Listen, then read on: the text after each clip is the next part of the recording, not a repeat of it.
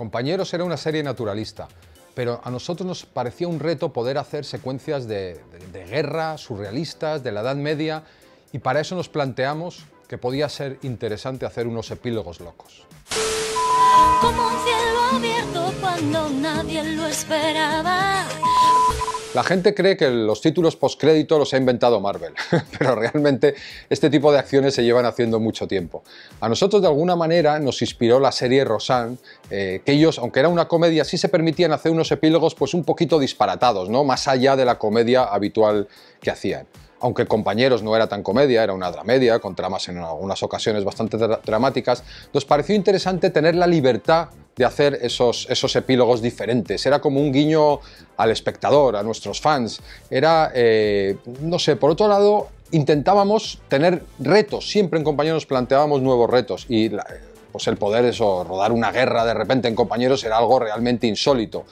Pero además nosotros intentábamos que contasen algo de la trama, que no fuesen gratuitos, sino que nos sirviesen para explicar algo de los personajes. Las tramas de Compañeros siempre tenían un fondo educativo, o muchas veces tenían un fondo educativo, y así tratábamos temas como los refugiados, la droga en los jóvenes, el alcoholismo, el embarazo adolescente, el SIDA.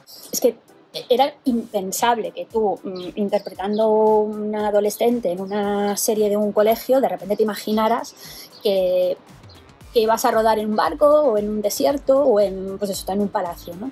Entonces, siempre tenía este aliciente de que te podías encontrar con tramas surrealistas, con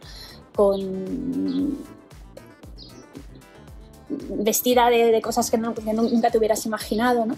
Y luego también hay que decir que nosotros nos llevábamos súper bien. Yo creo que esto lo hemos dicho muchas veces, pero bueno, que se nota, se ve la complicidad en las escenas, ¿no? Y tampoco necesitábamos muchas excusas para reírnos, la verdad. Teníamos dos asesores, uno era un director de un colegio y el otro era un experto en educación, que nunca nos dejó decir su nombre, pero era una personalidad bastante conocida en la educación. Y en una de esas tramas, que era más pensada para niños, tratamos la donación de sangre, un poco para intentar impulsar las donaciones de sangre. La trama consistía en que Lolo, interpretado por Daniel Retuerta, estaba enamorado de Ana Otero y quería donarle sangre, pero los niños, los menores, no pueden donar. Entonces, bueno, había una trama que nos servía para hablar de la donación de sangre y que a la vez nos servía para avanzar en la historia de nuestros personajes. Y esto nos llevó a hacer un epílogo quizá uno de los más locos que hemos hecho nunca, y es una guerra. ¿Por qué se nos ocurrió? Porque era una manera en la que Lolo, en su mente, sí que pudiese donar sangre en una situación arriesgadísima a Ana Otero. Y para eso montamos un follón increíble. Yo lo que recuerdo del epílogo del Día de la Guerra son básicamente dos cosas, que lo dividimos en 2 días el rodaje, uno para lo que era el campo de batalla y otro para lo que era el hospital de campaña, que lo montamos en el parking de Plató, donde estaba el catering y eso, pues fuera. Y también recuerdo que, como nunca había hecho evidentemente nada que tuviera que ver con que me pegasen tiros y eso, recuerdo que me avisaron de la escena que tenía que salir corriendo que iba a explotar algo, ¿no? Y que notaría como un pequeño empujón y que antes no me tirase. Y recuerdo que que por el motivo que sea, algo explotó cerca, una de las minas de broma que había, explotó cerca, y yo pensé que eso era el empujón que tenía que notar, entonces ya fingí el disparo, y entonces ya, cuando estallaron los esos, solté del susto el rifle y me pillé esta parte de la mano con el propio rifle, y entonces se puede ver en el vídeo, en la escena se puede ver que reacciono al primer disparo antes de que el primer disparo entre, y que luego al caer caigo con las manitas así.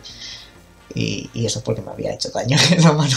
Yo creo que hacer aquellos epílogos fue una experiencia muy divertida para todos, ¿no? Estábamos deseando hacer cosas distintas, cosas nuevas y la verdad es que nos apetecía muchísimo tocar palos que no habíamos tocado nunca. A mí me tocó hacer una secuencia de guerra y la verdad es que bueno, pues me apetecía mucho, tenía muchas ganas, hasta que llega el momento que lo tienes que hacer y te presentas allí con todo el pollo que hay que montar de efectos, de disparos, de bombas, de vestuario, de figurantes, de armas y por momentos te preguntas ¿qué estamos haciendo, ¿no? ¿Por qué nos hemos metido aquí?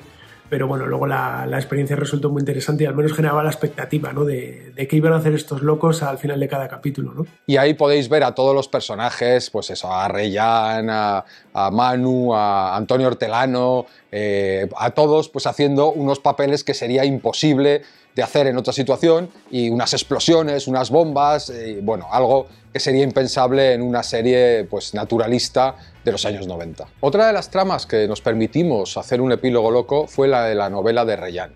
El bacterio, Félix Torán escribía una novela y los chavales la tenían que leer como actividad de clase. Al principio estaban completamente en contra, les parecía que era un rollo, no querían, pero poco a poco, según iban entrando en las páginas, ellos mismos se iban imaginando dentro de esa historia y la empezaban a vivir como si fuese en primera persona. Eso nos permitió disfrazar a nuestra pandilla, pues de uno de árabe, otro de musulmán, otro de judío, y vivir historias pues en el desierto, en un barco, en un palacio, y bueno, fue una cosa que en una serie naturalista pues no se podía dar habitualmente. Y luego la trama tenía como siempre un pequeño mensaje, y al final del todo, cuando llegaban al palacio, salía el personaje que interpretaba a Miguel Reyán y hacía un pequeño discurso que yo creo que funcionaba muy bien. La religión, la raza, son pretextos para separar a las personas. Mírate, estás compartiendo mesa y comida con dos musulmanes y un judío. ¿Somos tan diferentes?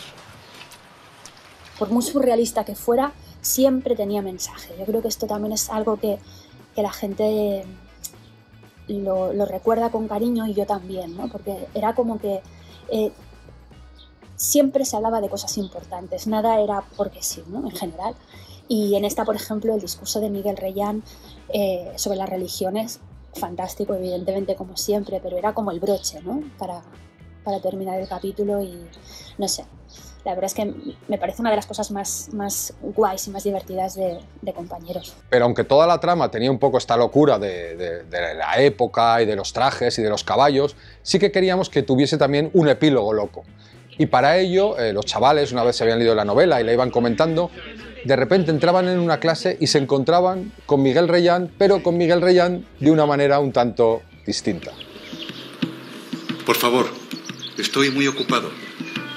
Si no me dicen que quieren, déjenme seguir trabajando. Los juegos de rol empezaban a ser muy famosos en esos años, y las personas, los adultos, yo creo que los veían como algo peligrosísimo, como si fuese una cosa donde prácticamente el que jugase se iba a convertir en un asesino. Nosotros sabíamos que no era así, en la mayoría de los casos, y decidimos hacer una trama que empezaba con los personajes de Luismi y Nico, donde proponían a toda la pandilla jugar una especie de gincana, de juego de rol, que nos permitió hacer muchas locuras durante el capítulo. Recuerdo especialmente un rodaje en el Corte Inglés, una noche entera. A mí me sorprendió que nos dejasen grabar allí, porque la verdad es que hicimos persecuciones, carreras, robos, se caían un montón de cosas, saltaban por las escaleras mecánicas. Pero bueno, fue una secuencia, yo creo, con mucha acción y muy divertida. Pero para mí la mejor secuencia de ese capítulo, que además me tocó dirigir, fue las peleas de paintball con esas pistolas que disparan pintura en el desguace, que era una parte de la trama de los juegos de rol. Yo me la imaginé como si fuese una guerra de verdad, o sea, es decir, la música que tenía, la ambientación, cómo se lo tomaban los personajes, cómo se disparaban, cómo se perseguían, el que moría, se lo tomaba como si hubiese muerto de verdad.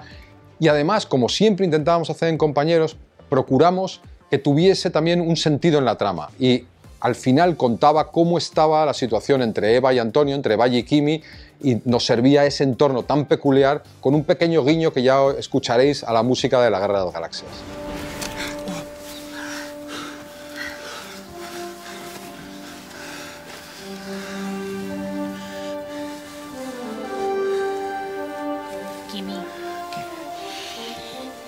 Y para terminar el capítulo necesitábamos un epílogo loco, como no, en un capítulo como este. Y para ello Guillermo Groizar, que era uno de los directores y que también era un experto en 3D, pues hizo una postproducción en la que, bueno, es mejor que lo veáis. Saltad la frontera. Tenéis 20 segundos para destruir las bolas azules. ¡Corre, corre, que nos dan! Pero no queríamos que solo los chavales fuesen los que protagonizasen los epílogos locos. Había alguno también que hicimos con niños y uno que hicimos con mayores. A mí me encanta el homenaje a Casablanca, entre María Garralón, Ramón Barea y Pepe Oliva, que durante esa temporada habían tenido un triángulo amoroso, donde María Garralón parecía en algún momento iba a engañar a su marido, interpretado por Pepe Oliva, y bueno, nos parecía que Casablanca era un final de un epílogo loco que funcionaba muy bien para explicar cómo había sido esta trama. Que no me voy. ¿Qué tienes que decirle a ella que no puedo escuchar yo? Pero Sam... He dicho que no y es que no. Es que te tienes que ir, que la película es así. En definitiva, ¿nosotros qué pretendíamos? Pues que la gente no se fuese antes de tiempo al final del capítulo, sino que se quedase hasta el último segundo. Intentábamos que fuesen un reto, intentábamos pasárnoslo bien, intentábamos hacer un guiño a los espectadores, pero lo que no sabíamos es que con el tiempo, con los años, estos epílogos locos se iban a convertir en algo mítico.